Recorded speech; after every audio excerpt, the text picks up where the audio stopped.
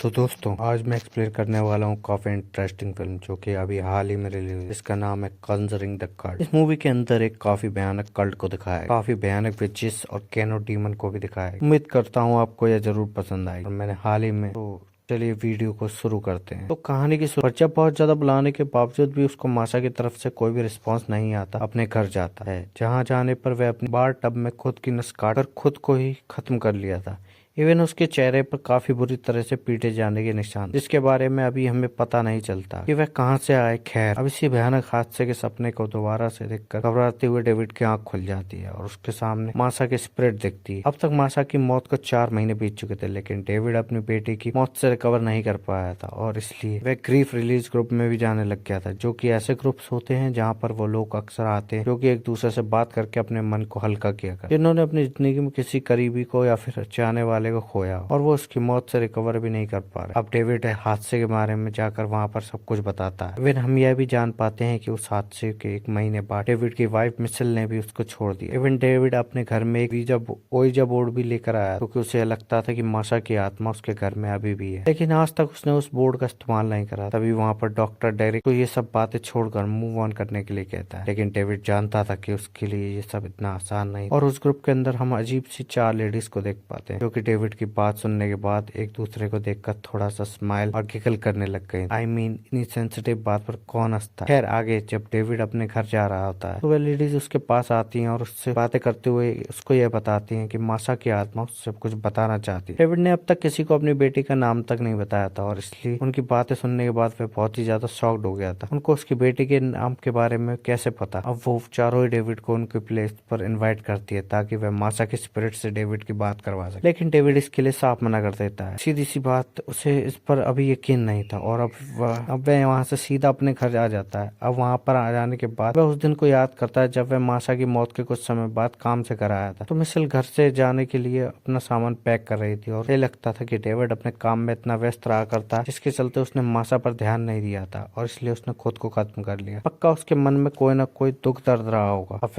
अब वह ये याद कर आने के बाद में टाइम में डेविड काफी परेशान हो गया था। वो ओइजा बोर्ड के पास रखे अपने पुराने फैमिली फोटो को देखता है। इसके बाद अचानक से उसको ऊपर से कुछ आवाज आने लग गई और उसके हाथ की जो आखिरी वाली उंगली होती है ना, उसमें काफी दर्द भी हो रहा था। तब वो ऊपर जाता है जहाँ पर हम माशा के रूम में एज अ व्यूअर उसकी स्पिरिट को चलते हुए देखते हैं। डेविड माशा के रूम में जाकर उसके सामान को भी देखता है, जिसके अंदर माशा की एक अंडरगारमेंट भी रखा हुआ था। अब उस सामान में से डेविड माशा का एक प्राइवेट डायरी को निकालता है, जिसमें माशा ने रोती हुई एक लड़की की इमेज को ड्रॉ किया हुआ था। उसमें एक फोटो भी थी जिसके अंदर माशा 4 लड़कियों के साथ थी, पर उन लड़कियों के फेस पर स्क्रैच करके खराब करा गया था और डेविड उनमें से किसी को नहीं जानता था। अब डेविड तब उस डायरी को नीचे लेकर आता है और वापस एज अ व्यूअर हम माशा के स्पिरिट को उसे फॉलो करते हुए देखते हैं। अब नीचे आने पर जब वो डायरी को पढ़ता है तो माशा ने उसके अंदर यह लिखा हुआ था, उसके बहुत अजीब और बेकार हरकतें चल रही हैं और उसको समझ में नहीं आ रहा कि उसके साथ ये सब क्यों हो रहा है, और उन सब के बारे में वो ना तो किसी को बता सकती थी, ना ही उसके बारे में किसी को कुछ कह सकती थी। डेविड जब डायरी को पढ़ रहा था तब भी माशा की स्पिरिट उसको ध्यान से देख रही होती है और अभी के लिए हम यह तो जान ही पाते हैं कि माशा के साथ जो भी कुछ चल रहा था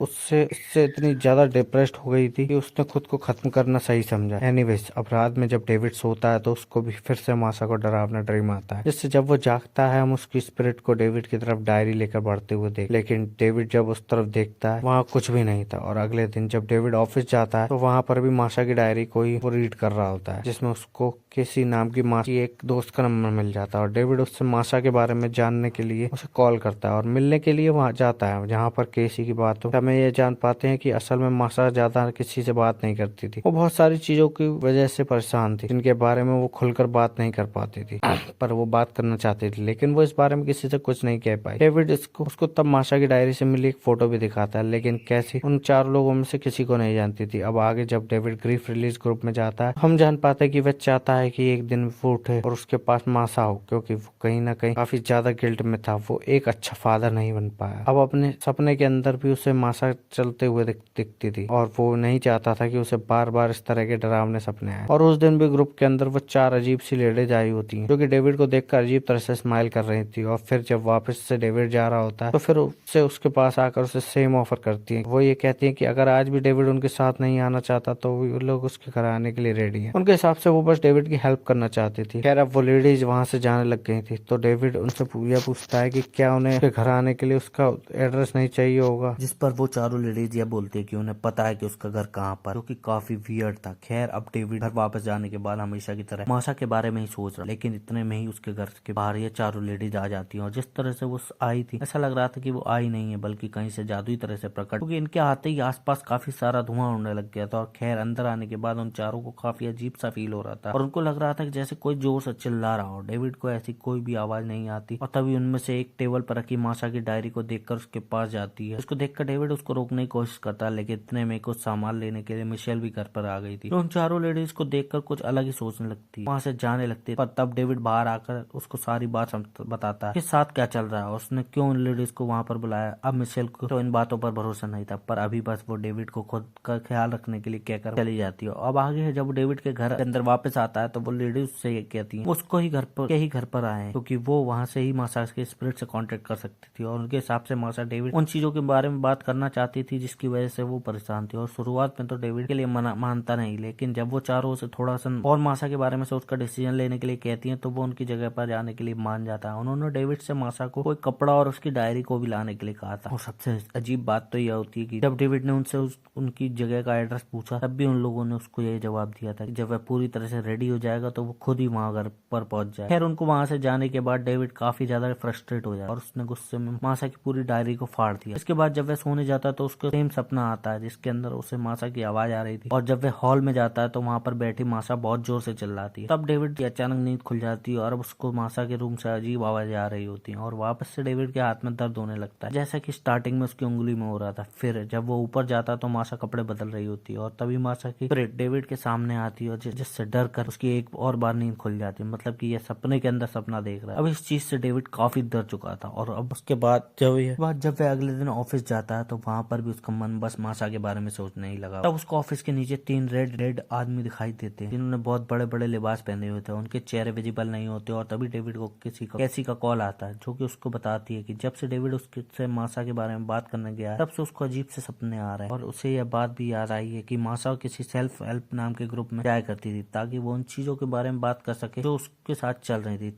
अब अचानक से ही कॉल के कटते ही जब कैसी अपने घर के हॉल में जाती है और वहां पर भी वे 3 लिबास पहने हुए आदमी खड़े हुए थे जिनको अभी हमने थोड़ी देर पहले देखा। फिर रास्ते में घर जाने के बाद भी डेविड माशा के घर में सोच रहा होता, तभी उसके टेबल पर पड़े हुए ओइजा बोर्ड पर हम लाल लाइट पड़ते हुए थे। तभी वहां पर उन 4 औरतों में से एक लेडीज आ गई जिसने की लाल रंग की ट्रांसपेरेंट कपड़ा अपने चेहरे पर डाला हुआ था, माथे पर एक टैटू लगाया हुआ था जो कि किसी का सिंबल था। वो पूरी तरह से नेकेड होती है और वो डेविड से भी ओइजा बोर्ड प्लान शर्ट को खाने के लिए कहती है। और जैसे ही डेविड ऐसा करता है वैसे ही वह उस जगह पर आ गया जहाँ पर बाकी 3 लेडीज भी सेम हालत में मौजूद थी, यानी कि चेहरे के ऊपर लाल ट्रांसपेरेंट लिबास और पूरी का पूरी नेकेड। और किसी रिचुअल की मदद से वो माशा के स्पिरिट को डेड लोगों की दुनिया कॉन्शियस वर्ल्ड में लेकर आने वाले थे, यानी कि उन्होंने इसको मैजिक से अपने वहां पर बुला लिया। और वो डेविड से माशा को कोई कपड़ा या फिर वो डायरी मांगती है। तब डेविड उनकी फटी हुई डायरी और माशा का अंडरवियर देता है, जो कि काफी ज्यादा वियर्ड बात। इसको लेने के साथ ही उन्होंने सन केनो का कोई रिचुअल शुरू कर दिया था और चैंटिंग करते हुए वो केनो से माशा के स्पिरिट को आसमान से इस दुनिया में भेजने के लिए कह रही थी। तभी उन्हें माशा की मौत के छोटे छोटे से ग्लिम्स आने लगते हैं और उन लोगों के सर से बहुत ही ज्यादा तेज दर्द होने लगता है, इतना कि वो जोर से चिल्लाते हुए बेहोश हो जाती है। पहले तो डेविड उठाने की कोशिश करता है, मगर जब वो नहीं उठती तो डेविड वहां पर रखी डायरी और माशा के उठाने की कोशिश करता है। तब वो डायरी अचानक से वही फोटो बन गई थी जो कि डेविड का माशा के सामान में से मिली और उस फोटो के अंदर अब सबके चेहरे से बिल्कुल साफ थे। और वो लड़कियां असल में जो उस फोटो के अंदर थी वो कोई और नहीं बल्कि वो दरअसल यही 4 लेडीज थी जो कि डेविड के सामने भी बेहोश पड़ी हुई है। और फिर जब डेविड घर आता है तो वो डर के मारे मिशेल को वहां पर बुला ले, क्योंकि उसके साथ अभी जो कुछ भी घटित हुआ था उसको कुछ भी समझ में नहीं आया कि वो सच में हुआ था या फिर वो भी कोई सपना था। अब मिशेल को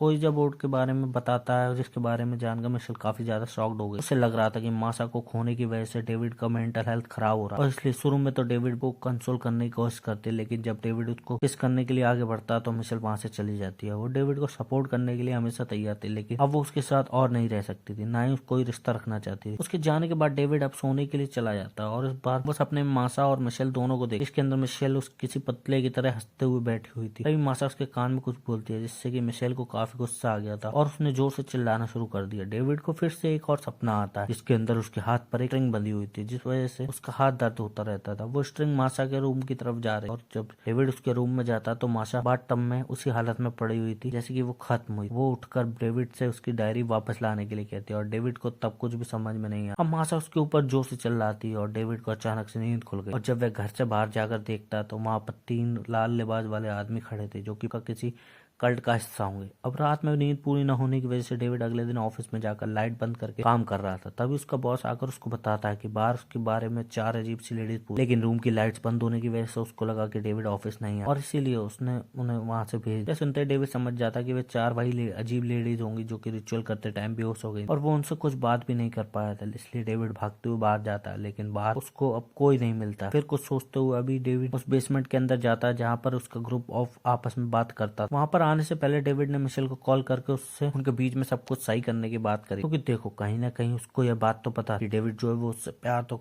बहुत करता है, लेकिन अभी भी मिशेल को यही लग रहा था कि डेविड की वजह से ही माशा ने खुद को खत्म किया। खैर अब रात तो हो चुकी और वहां पर कोई भी नहीं था। वहां जाकर वो वही रिचुअल फॉलो करता है जो वो 4 लेडीज कर रहे थे। उसने भी एक दिया जलाकर यही लाइंस बोलना चालू कर दिया था जो कि उन लेडीज ने कही थी, जिससे कि डेविड के सर के अंदर भी काफी तेज दर्द होने लगता है और वो बेहोश हो जाता है। इसके बाद जब उसकी आंख खुलती है तो उसे बाहर से माशा की आवाज आ रही और यही वो उसकी इच्छा थी। जब वो उठे तो उसके सामने उसकी बेटी होनी चाहिए और इस बार बाहर जाने पर उसे बाहर माशा मिल जाती है जो कि उससे कहती है कि वो आसमान से गिरी थी और चलकर वो वहां पर आ। और अभी के लिए डेविड कुछ भी नहीं सोचता और माशा को सीधा अंदर ले जाता है। माशा को अभी अपने बारे में सही से कुछ याद भी नहीं था, पर क्योंकि अब अभी वह थोड़ी गंदी सी हो रखी थी इसलिए डेविड उसको नहलाने के लिए बेसमेंट के ऊपर बने हुए बाथरूम में लेकर जाता है, जहाँ पर अजीब बात यह थी कि डेविड उसके कपड़े चेंज करते हुए देख रहा था। और आगे जब माशा बाहर आती है तो डेविड उसके मिशेल के घर छोड़ने के बारे में बताता है। इसको सुनने के बाद माशा को सही नहीं लगता। तभी बाहर हम उन्हें हुडेड कल्ट वालों को देख पाते हैं जो कि बिल्डिंग के बाहर आकर खड़े हो गए। वहीं पर डेविड माशा को कुछ खिलाने के लिए सहारा देते हुए डाइनिंग एरिया की तरफ ले जाता है और उसके लिए जैम ब्रेड बनाकर उसे देता है। पर जब वो बात करते हुए माशा को यह बात बोलता है कि उन्हें यह लग रहा है कि वह मर गई है। और उसके बाद डेविड ने उसका सामान भी और बात को सुनने के बाद में माशा थोड़ा अजीब सा बर्ताव करने लग गई। बार बार मिशेल के बारे में पूछ रही थी, इसलिए डेविड साइड में जाकर मिशेल को कॉल करता है और जल्दी से घर की तरफ आने के लिए बोलता है। डेविड उसको माशा के बारे में सब बताता है कि वो जिंदा हो गई है, जिसको सुनने के बाद मिशेल को डेविड की बात पर भरोसा नहीं हो और अब अचानक से वो कॉल पर डेमोनिक साउंड में हंसने लगती है। और अब बाहर हम उन्हीं हुडेड आदमी को देखते हैं जो कि धीरे धीरे बिल्डिंग के अंदर आ गए थे। डेविड इसके बाद में जब माशा के पास जाता है तो माशा उससे ये पूछने लगती है कि क्या वो एक अच्छी बेटी थी या फिर वो नॉटी लिटिल गर्ल थी। डेविड इस पर हाँ बोलता है, जिसके बाद में माशा उससे पूछती है कि क्या उन दोनों के बीच का रिश्ता अच्छा था, क्या वो एक अच्छे पिता था। अब डेविड इस बात को सुनकर थोड़ा सा हिचकता है, लेकिन वो फिर भी हाँ बोलता है। तब सीधा माशा उससे यही पूछती है कि अगर वो एक अच्छा पिता था और माशा का सही से ख्याल रखता था तो उसने खुद को खत्म क्यों किया। अब डेविड इस बारे में बात नहीं करना चाहता, इसलिए वह माशा को लेकर घर की तरफ जाने लगता है। पर एकदम से माशा थोड़ी अजीब सी बातें उससे करने लगती है। उसको सब कुछ याद आ गया था और उसकी बातों से हम समझ पाते हैं कि डेविड जैसे शुरुआत से लग रहा था वो वैसा बिल्कुल नहीं था। असल में वो माशा को अपनी बेटी को सेक्सुअली असॉल्ट करता था, क्योंकि उसके माइंड में कभी कमी थी। इस वजह से ही वो माशा को काफ़ी ज़्यादा परेशान रहा करती थी। जी हाँ, यही रीज़न था कि वो बहुत परेशान थी। वो इस बारे में किसी से बात भी नहीं कर सकती थी। डेविड इस बात को एक्सेप्ट करने से मना कर देता है, लेकिन कहीं ना कहीं सच्चाई यही थी। इसके बारे में शुरुआत से ही हमें इंडिकेशंस दिए गए थे। माशा के कपड़ों में से भी डेविड ने बस अपने अंडरगारमेंट्स को अपने पास रखा था। इवन उसने सपने के अंदर भी माशा को कपड़े चेंज करते हुए देखा था और कोई भी पिता ऐसा नहीं कर सकता। और अभी थोड़ी देर पहले भी जब माशा कपड़े बदल रही थी तो डेविड उसको ध्यान से देख रहा था।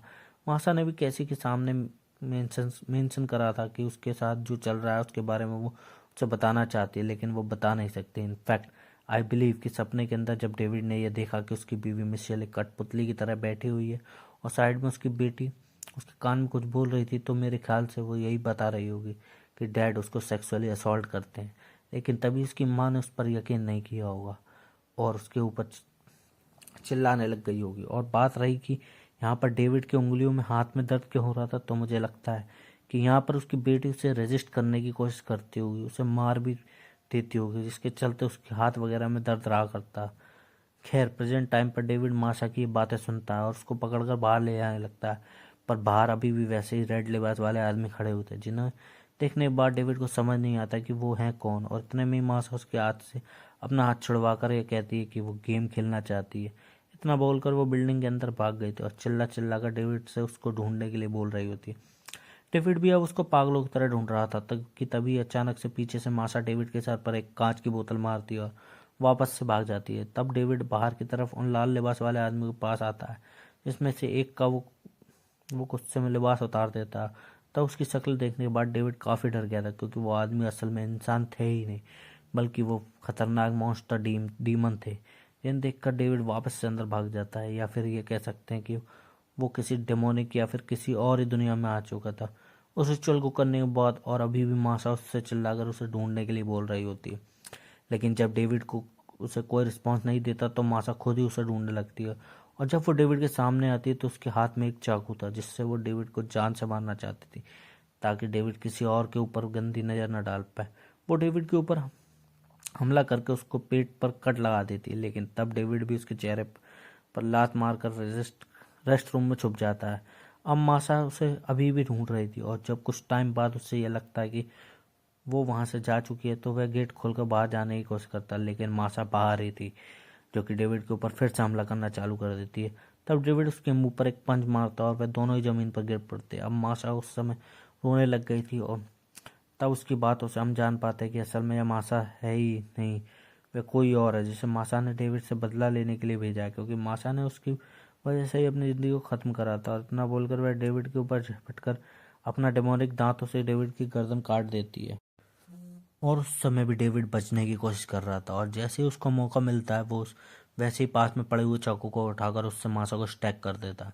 और अब मासा की बॉडी में हरकत होना बंद हो गई थी। अब डेविड वहां से जो जा ही रहा होता है कि इतने में वहां पर काफ़ी सारे हुडेड मैन और वही 4 लेडीज आती हैं, जिनके पास जाकर मासा ने उन्हें सब बताया था। और वो मासा के मरने के बाद डेविड के पास आई थी, और शायद वो डेविड के पास आई इसलिए थी ताकि मासा के स्पिरिट के जरिए वो डेविड को उसके किए की सज़ा दे पाए। और अब सबसे शॉकिंग चीज़ हमको अब पता चलती है कि जब असल में वो ओइजा बोर्ड वाला रिचुअल शुरुआत में हुआ था, उसके बाद में से मुझे लगता है कि डेविड के एक ट्रांस जैसी स्टेट में चला गया था, यानी कि अब तक की जो चीज़ें वो सोच रहा था वो रियल में नहीं हो रही थी, बल्कि उसकी खुद की स्पिरिट वाली दुनिया में हो रही थी।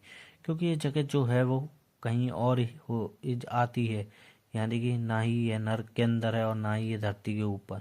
ये कहीं बीच की दुनिया थी, जहाँ पर उसकी स्पिरिट के साथ ये सब एहसास उसे हो रहा था, जहाँ पर मासा उसे सजा दे रही है। और अब यहाँ पर जो कैनो डीमन जिसकी पूजा से लेडीज यानी कि ये विचेस थी जो कि उसकी पूजा किया करती, शायद से इन्होंने मासा को वादा किया होगी वहाँ पर उसको जिंदा कर देंगी, क्योंकि शायद से मासा इनको अपने बारे में बताया था उसके साथ क्या होता है। अदरवाइज आप सोच कर देखो, यहाँ पर मिशेल की जो आवाज़ होती है वो अचानक से डेमोनिक कैसे हो गई थी, और यहाँ पर मासा वापस कैसे आ सकती है। और यहाँ पर उसकी स्पिरिट थी ना कि वो खुद आई थी, लेकिन यहाँ पर अब उसका रिबॉन्ड जरूर होगा, क्योंकि अब ये चारों ही लोग डेविड को पकड़कर ज़मीन पर लिटा देती है। और उन चारों में से एक लेडी अपने कपड़े उतार के डेविड के पास आती है और उसके पेट पर अपने दांतों से उसे काट कर उसको एक बहुत बड़ा होल कर देती है, जिसमें से अब कुछ बाहर निकलना चालू हो गया था। और जब वो चीज़ बाहर आती है तो हम देखते हैं कि असल में वह मासा खुद थी। जी हाँ, यानी कि अब हम समझ सकते हैं कि मासा ने डेविड के शरीर को पूरी तरह से पजेस्ट कर लिया था, और असल दुनिया में डेविड के रूप में मासा उसके अंदर रहेगी। और ये विचेस की खासियत होती है कि वो खुद को कैमोफ्लाज कर सकते हैं। खैर, अब वो लेडी उठकर अपने कल्ट के लोगों जैसा एक ताज मासा को पहनाती है, और मासा बस इतना कहते कि आई फेल फ्रॉम द स्काई, मतलब कि मैं आसमान से नीचे गिरी, जिसका मतलब यही था कि जो कैनोडेमन था उसने यहाँ पर उसे उसकी ज़िंदगी दे दी थी, और वो अब एक विच कैटेगरी में आ चुकी थी। और बूम, इसी के साथ में कंजरिंग द कल्ट फिल्म यहीं पर ख़त्म हो जाती है। तो दोस्तों, ये थी कंजरिंग द कल्ट फिल्म की कहानी। अब इस मूवी के अंदर होता ही है कि 4 लेडीज होती हैं जो कि असल में विच होती हैं, और वो यहाँ पर कैनो नाम के एक डीमन की पूजा करती थी, जिसके चलते वो उनकी हेल्प किया करता था। जब वो अब जो मासा होती है उसने अभी इस ग्रुप को इनडायरेक्टली ज्वाइन कर लिया था, जो तो वो उनको सब कुछ बताया करती थी, उसके पिता के उसके साथ कितना गलत करते हैं। वो किसी जो और को यह बात नहीं बता सकती थी। She tried to tell her mother Michelle, लेकिन मिशेल ने उल्टा उसको ही डांट दिया था। और मिशेल को भी शायद से ही हो सकता है कि रियल रीज़न पता होगा कि डेविड ने क्या किया था उसकी बेटी के साथ, और इसीलिए वो उसको छोड़कर चली गई थी। शायद से अब उसको यकीन आ गया था कि हाँ, उसकी बेटी उससे सच बोल रही थी, क्योंकि अचानक से उसकी बेटी ने खुद को ख़त्म कर लिया, जो कि कोई सेंस नहीं बनता था। अब ये जो विचेज होती हैं ना, वो डिसाइड करती हैं कि वो डेविड से बदला लेंगी, जिसके बाद में उन्हें एक ऐसा रिचुअल किया जिसके चलते उन्होंने डेविड को स्पिरिट को एक ऐसे रेलम में के अंदर पहुंचा दिया था जहां पर उन्होंने कैनो डीमन की रिक्वेस्ट करके मासा के स्पिरिट को बुलाया, और मासा के स्पिरिट ने वहां पर डेविड के स्पिरिट को कंज्यूम कर लिया, जिसके चलते असल दुनिया के अंदर वो अब डेविड के रूप में ही रहेगी और विचेस को ज्वाइन कर लेगी। यानी कि उस रिचुअल के बाद से डेविड अभी कभी घर से बाहर जा ही नहीं पाया था। उम्मीद करता हूँ कि अब आपको कुछ अच्छे से कॉन्सेप्ट समझ आ गया होगा, सारी चीज़ें क्लियर हो गई होंगी। तो